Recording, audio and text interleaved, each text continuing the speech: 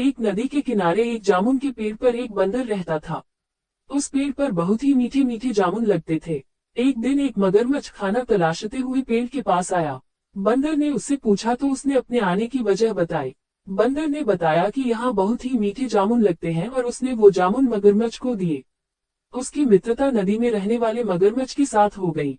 वो बंदर उस मगरमच्छ को रोज खाने के लिए जामुन देता रहता था। एक दिन उस मगरमच्छ ने कुछ जामुन अपनी पत्नी को भी खिलाए।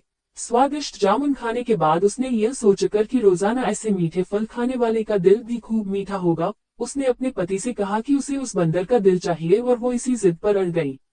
उसने बीमारी का बहाना बनाया और कहा कि जब तक बंदर का कलेजा उसे मिलेगा वो पाएगी।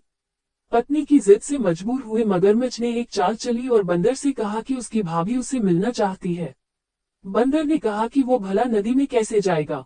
मगरमच्छ ने उपाय सुझाया कि वो उसकी पीठ पर बैठ जाए ताकि सुरक्षित उसके घर पहुंच जाए। बंदर भी अपने मित्र की बात का भरोसा कर पेड़ से नदी में कूदा और उसकी पीठ पर सवार हो गया।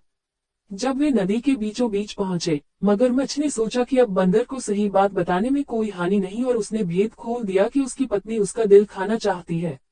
बंदर का दिल टूट गया, उसको धक्का तो लगा, लेकिन उसने अपना धैर्य नहीं खोया। बंदर तपाक से बोला, ओह मेरे मित्र, तुमने यह बात मुझे पहले क्यों नहीं बताई, क्योंकि मैंने तो अपना दिल जामुन के पेड़ में संभाल कर रखा है। अब जल्दी से मुझे वापस नदी के किनारे ले चलो ताकि मैं अपना दिल लाकर अपनी भाभी को उपहार में देकर उसे खुश कर सकूं। मूर्ख मगरमच्छ बंदर को जैसे ही नदी किनारे लेकर आया, बंदर ने जोर से जामुन के पेड़ पर छलांग लगाई और क्रोध में भरकर बोला, मूर्ख, दिल के बिना भी क्या कोई जिंदा रह सकता है? जा, आज से तेरी मेरी दोस्ती समाप्त। सीख।